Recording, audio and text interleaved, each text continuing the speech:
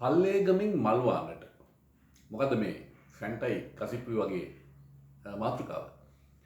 ඔයගොල්ලෝ දන්නවා මේ පහුගිය දවස්වල මේ ජාතික රූපවාහිනිය ස්වාධීන රූපවාහිනිය සහ සිරස කියන මේ රජයට අයිති සහ රජයට කඩ යන නාලිකා තුනත් එතකොට ජනතා විමුක්ති පෙරමුණ මෙහෙවන Facebook මෙහෙවන්නන් සහ Facebook අඩවි වලින් සමාජ ජාලා වලින් මල්වානේ බැසිල් රාජපක්ෂ තිරුණාරේෂන් කියන අයට අයිති වෙලා තිබුණ නිවසක් රාජසන්තක වෙලා තියෙන නිවසක් ඒකට නඩුවක් තිබිලා තියෙනවා. ඉතින් ඒ නිවස අරගලයේ සමයේදී ගිනි තියලා විනාශ කරා.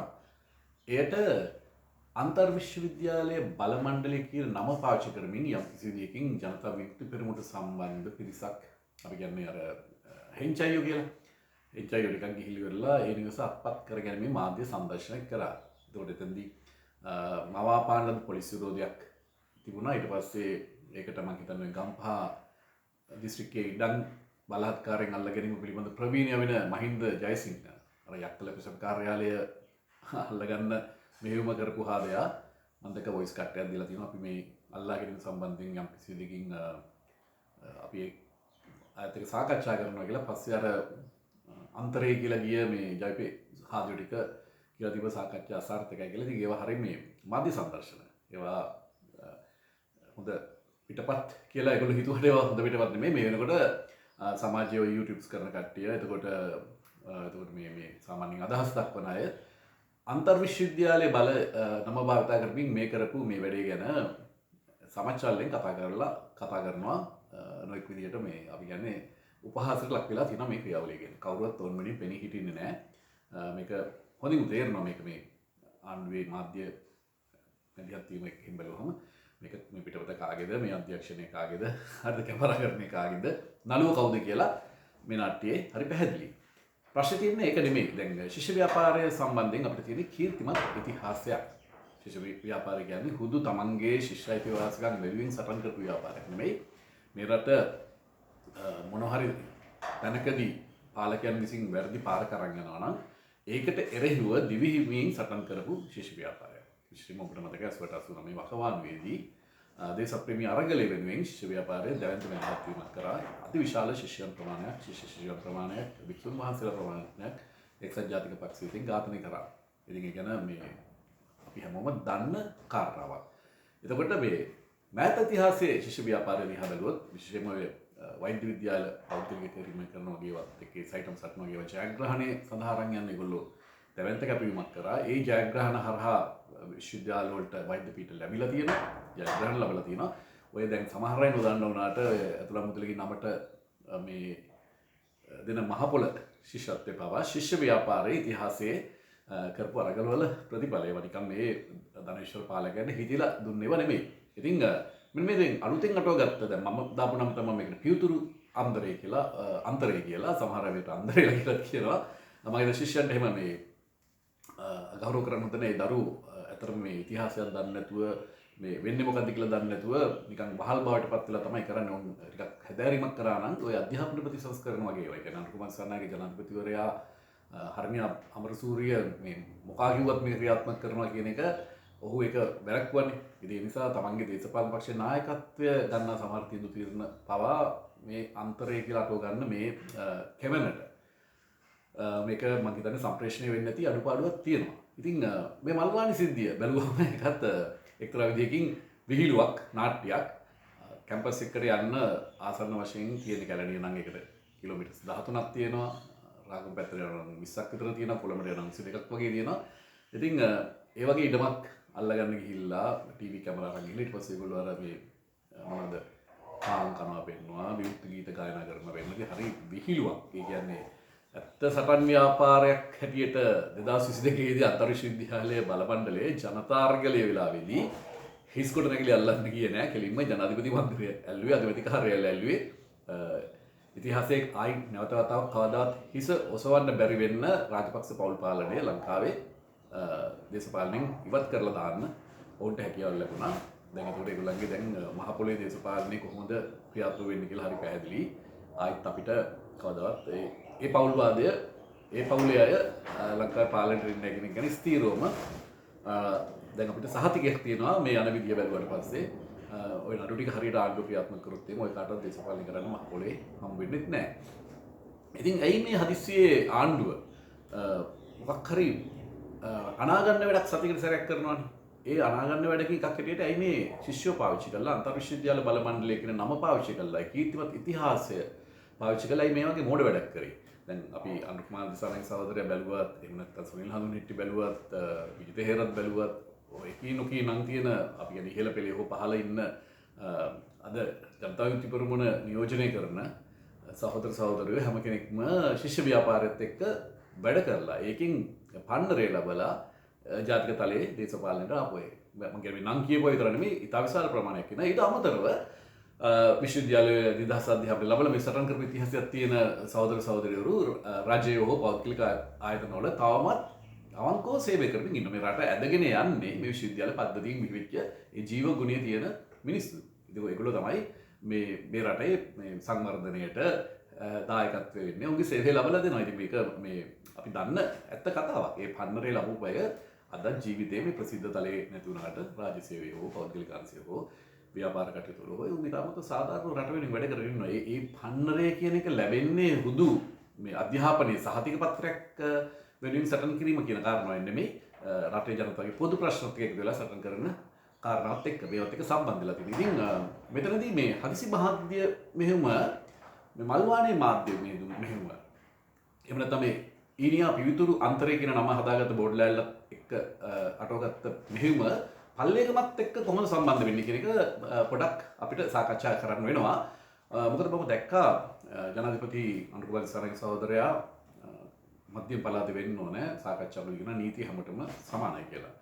එතකොට ළමා කාර්යාංශයේ නිලධාරියක් ඇගේ Facebook ගිණුමේ සටහනක් තියලා තියෙනවා නීතිය බලය සහ මුදල් සම්බන්ධයෙන් කොහොමද ක්‍රියාත්මක වෙන්නේ කියන කාරණාව. ඉතින් මෙන්න මේ පරස්පරය සාකච්ඡාට ගත්තොත් මේ වෙනකොට ධනය බලය සහ ප්‍රසිද්ධිය තියෙන එක්තරා අපි දැනට ස්වාමීන් වහන්සේ නමක් කියලා කියමු මම කැමති චීවරධාරී කියලා කියන්න ළමා ප්‍රචාරයක් සම්බන්ධයෙන් චෝදනා ලැබලා තියෙනවා. පෙරදි කරු වෙලා නැහැ. නමුත් මෙහිදී අත්අඩංගුවට ගැනීමේ ක්‍රියාපටිපාටිය සම්බන්ධයෙන් බලය ධනය සහ ප්‍රසිද්ධිය තියෙන අයට නීති ක්‍රියාත්මක වන ආකාරය ගැන යම්කිසි ප්‍රශ්නයක් සමාජය තුළ වෙලා තියෙනවා. එතෙන්දී මේ ඔය අපි අතින් වචනයක් වැරදිලා පිට වුණොත් එහෙම කාන්තා විමුක්ති වෙරුමින් වලිගය උස්සගෙන එන සමහර කාන්තා විමුක්තිකාමියෝ අලුත් පරපුර කියලා අටෝගෙන ඉන්න කලාකාරයෝ කලාකාරණියෝ ජාතික ජන බලවේගය වෙනුවෙන් ඉන්න කාන්තාව අපේ වන්නේ කමිටුවට තියාගන්න අය මේ ළමා ප්‍රචාරය සම්බන්ධයෙන් කිසිම හඬ නැගීමක් කරන්නේ නැහැ. නීතිඥවරු අර චීවරධාරියා වෙනුවෙන් 30 දෙනෙක් ඉදිරිපත් වෙනකොට අර දරුවා සහ මව වෙනුවෙන් එක්කෙනෙක් විතරයි ඉදිරිපත් වෙලා තියෙන්නේ කියලා අපිට දැනගන්න ලැබුණා. මේ තොරතුරු නිවැරදි නම් මේක ඉතාමත් අසාධාරණ තත්ත්වයක්. ඒ දරුවියට සිද්ධ වෙන ඉතාමත් අසාධාරණ තත්ත්වයක් සහ නීතිය පිළිබඳ රටේ ජනතාවගේ මේ අනුර කුමාර දිසානායක හදන විශ්වාසය පිළිබඳ නැවතවතාවක් ප්‍රශ්න කිරීමක් සිද්ධ වෙනවා.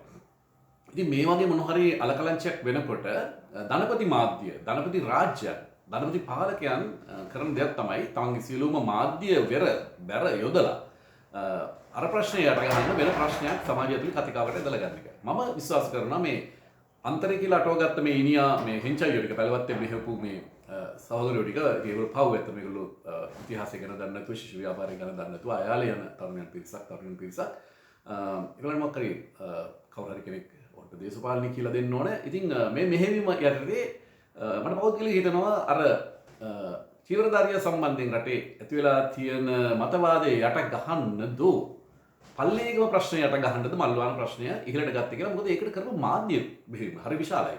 ශ්‍රී ලංකා රූපවාහිනී ස්වාධීනය එතකොට මේ රජය වෙනුවෙන් කඩේ යන පෞද්ගලික නාලිකාවක් වන සිරස වගේ නාලිකා ඒවා හරියට හයිලයිට් කරලා ඉස්සරහට ගත්තා. ඊට පස්සේ අර රජයට එච්චර පක්ෂපාතීත්ව දක්වන්නේ නැති හිරු දෙරණ සහ ඔය වෙනත් නාලිකා ඒගොල්ලෝ ටක් ගාලා මේකේ මේ උපහාසය ගත්තා සමාජගත කරා. මේ දරුවෝ කරන වැඩ ගැඩේ දරුවෝගේ කතා බහ එතකොට ඒගොල්ලෝ මේ උයා පියා කන හැටි අර গিitar ගහනවා විමුක්ති ගී ඒ වගේ වත්ත සුද්ධ කරනවා ඒ වගේවත් එක්ක සමාජ තුළ උපහාසයකුත් හැදුනා. එතකොට මෙන්න මේ දෙක ඇතුලේ දැන් සමාජ කතිකාවක් ඇති වෙලා තියෙනවා මල්වාන සම්බන්ධයෙන්. එතකොට පල්ලේගම ප්‍රශ්නය හිමිසරේ යට යනවා.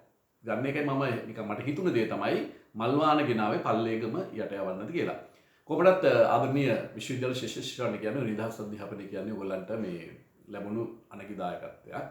එතකොට ඔයගොල්ලෝ මේ ලෝකයට සේවය කිරීම සඳහා ලංකාවේ ජනතාවගේ බදු මුදලින් ඉගෙනගෙන අනිත් අයටත් ඒ අධ්‍යාපනය හිමි කර දීම සඳහා වූ ඓතිහාසික කාර්යයක් කරන්න ඕනේ. වගකීමක් තියෙන අය තමන්ගේ උපාධිය අරගෙන ගෙදර යනකොට එහා පැත්තේ ගිය වැඩක් තියෙනවා.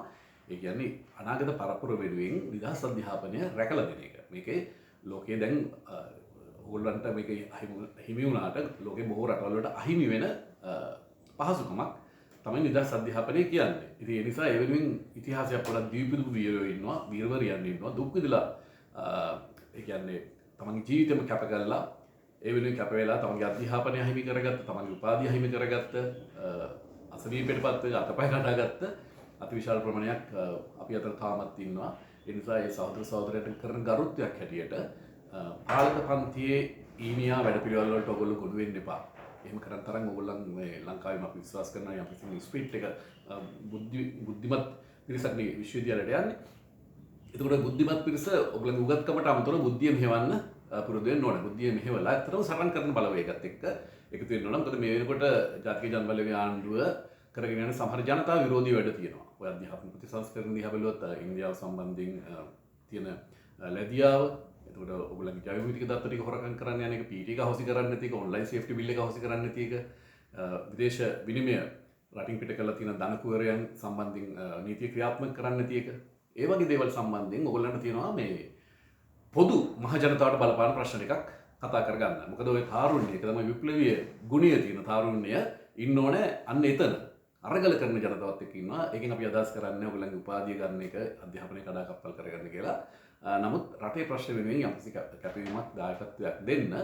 ඒ නිසා ඔබට නැවත සංවිධානය වෙන්න වෙලා තියෙනවා. විශේෂයෙන්ම මේ ඊනියා රාජ්‍යපාලක අන්තර්විශ්වවිද්‍යාල බල මණ්ඩලය කියලා බෝට්ලෑල්ලක් අටෝගත්ත පිරිසගේ ඒ විස බීජ වලින්, ඒ ටොක්සික්ස් වලින් අයින් වෙලා ඔයගොල්ලෝ ඔයගොල්ලන්ගේ බුද්ධිය මෙහෙवला ඉවරලා ජනප්‍රිය ලෙවලට යන්න එපා. ඒ කියන්නේ ඔයගොල්ලෝ බුද්ධිමත්නේ.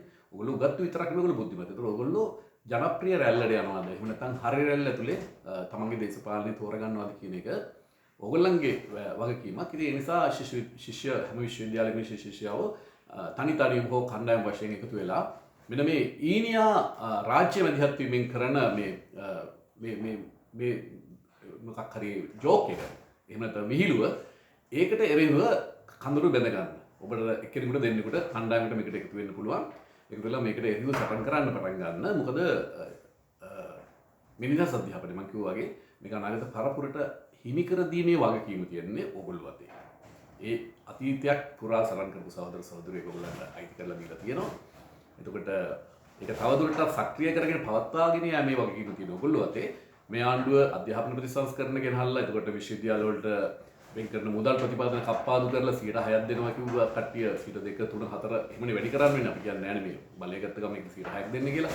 අවුරුදු 5ක් හෝ 10ක් හෝ ඇතුළත මේ ඉලක්කය සඳහා යන්න ඕන විදිය ගැන සාකච්ඡා කරගන්න එක, ඒ ටික කරගන්න වෙනවා. එතකොට ඒ සාකච්ඡාව සඳහා ඔයගොල්ලන්ට නිවැරදි දේශපාලන නායකත්වයක් තියෙන, නිවැරදි දේශපාලන දැක්මක් තියෙන, ශිෂ්‍ය ව්‍යාපාර ඉතිහාසය ගැන දන්න, ඒ ඉතිහාසය හදාරපු, ඒ ඉතිහාසය සටන් කරපු සංයුත් එක්ක එකතු වෙලා මේ වැඩේ කරගන්න වෙනවා. ඒ නිසා මේ මම ආදරෙන් ඉල්ලන්නේ ඔය තවතරපන්ගෙන් ජෝක් එකක් වෙන්න එපා සමාජය ඉස්සරහට. දැන් ඔයගොල්ලෝ බලන්න Facebook වලට ගිහිල්ලා සමාජ මාධ්‍ය ජාල වල අර මල්වාණි කරපු නාටකම ගැන කොච්චර මිනිස්සු විනාහ වෙනවද කියලා. ඒක එහෙම ශිෂ්‍ය ව්‍යාපාරික ඉතිහාසය හිනා වුන්නේ නැහැ. ඔයගොල්ලෝ වීරත්වයෙන් හිටිය. ඔයගොල්ලෝ පොඩ්ඩක් බලන්න අර වසන්ත මුදුල්ගේ සහෝදරයතුල් පිරිස 2022 අරගලයේ වෙලාවේ ගෝල් ෆේස් එකට එනකොට සමස්ත රටේ ජනතාවම කොහොමද ඔයගොල්ලන්ට ගෞරවය දැක්ුවේ කියන එක. ඒ ගහපු අප්පුඩියේ හඬ හොඳට අහුම්කම් දෙන්න. අහුම්කම් දීලා බලන්න මේ හිස් ඉඩම් අල්ලන එකද කරන්න ඕනේ. ජනපති මන්දිර වටලකට කරන්න ඕනේ. මෙන්න මේතෙන්ට මේ ජවය, තරුණ ජවය අපි තල්ලු කරගන්න ඕනේ. ඒක ඉතින් ඕගොල්ලෝ අතරින් මතුවෙන්න ඕන කාරණාවක්. අපිට කියලා දෙන්න පුළුවන් අපි දන්න ඉතිහාසය විතරයි හරි තැනට යන්න. ජනප්‍රියවාදී රැල්ලට යන්න එපා සහෝදර සහෝදරනි. කවදාවත් ජනප්‍රියවාදී රැල්ල කියන එක නිවැරදි නැහැ. දැන් අපිට මේ සමාජය තුළ ඒක බොහොම වේගින් ඔප්පු වෙමින් පවතිනවා. එතකොට මේ අපි යෝජනා කරන්නේ ඔයගොල්ලන්ට තියෙන ආණ්ඩුව වෙනස් කරන්න, එහෙම නැතු අර කිසිම ආතපාත නැතු ශිෂ්‍ය ව්‍යාපාරයේ මූලිකත්වයේ මැදිහත් වීමෙන් ගහලපන්නපු මේ සුම්බුන් විපක්ෂයට බලය ලබා දෙන්න ඕන ක්‍රියාකාරකම් වල යොදෙන්න එපා. මේ ආණ්ඩුව ලබා ඔයගොල්ලන්ට ගොඩක් අධ්‍යාපන ප්‍රතිසංස්කරණ දිනා ගන්න පුළුවන්. ඒ ගැන අපිට විශ්වාසයක් තියෙනවා. මොකද මේක ඇස්සේ ඉන්න සමහර අය ශිෂ්‍ය ව්‍යාපාරේ මම මුලින්ම වගේ බිහිවෙච්ච. ඉතින් ඒගොල්ලන් මේ කාරණා සංවේදී ඒක සාකච්ඡා කරන්න පුළුවන්. හැබැයි අරගල කරන්නත් වෙනවා. පොඩි පීඩනයක් දෙන්න ඕන. මොකද මේගොල්ලන්ගේ ඔළුව මෙහෙවන කට්ටිය මේ ආණ්ඩුවේ උඩින් ඉන්න කට්ටිය ධනේශ්වර ගිජිල් විහිණියෝ. ඒගොල්ලන්ට ඕනේ මොනවා හරි විකුණලා අධ්‍යාපනයේ සෞඛ්‍ය ජීවිත ඕන දෙයක් විකුණලා ඉවරලා මුදල් හොයන්න එක විතරයි. ඉතින් එහෙම කට්ටියක් පාලනය කරන රාජ්‍යයක් ඇතුලේ අපිට සක්‍රිය අරගලයක් කරගන්න වෙනවා. නොනවිතන අරගලයක් කරගන්න වෙනවා අයිතිවාසිකම් දිනා ගන්න. ඒකෙන් අදහස් වෙන්නේ නැහැ මේකේ වාසිය සුන්බ විපක්ෂයට යන්න දෙන්න ඕන කියන කාරණාව. ඒ නිසා ඉතින් ටිකක් කල්පනා කරලා බලන්න. ඔයගොල්ලෝ බුද්ධිමත් තරුණ උගත්තු හොඳට හිතලා බලලා තීරණයක් ගන්න. තවදුරටත් ඔයගොල්ලෝ අයාලේ යනවද රැවටෙනවද මේ මාධ්‍ය සම්දස්වල ගොදුරු බාටපත් වෙනවද එහෙම නැත්නම් සටන් කරන බලවේගත් එක්ක එකතු වෙලා නිදහස් අධ්‍යාපනය ඕගොල්ලෝ දිනාගෙන තියෙන නිදහස් අධ්‍යාපනය අනාගතයට බාර දෙනවද කියන එක. ඉතින් ඒකේ ඕගොල්ලන්ගේ වැඩක්. ඒ සඳහා අපිට මතවාදය ඕගොල්ලන්ට කියන්න පුළුවන්. ඉතින් බොහොම ස්තුතියි.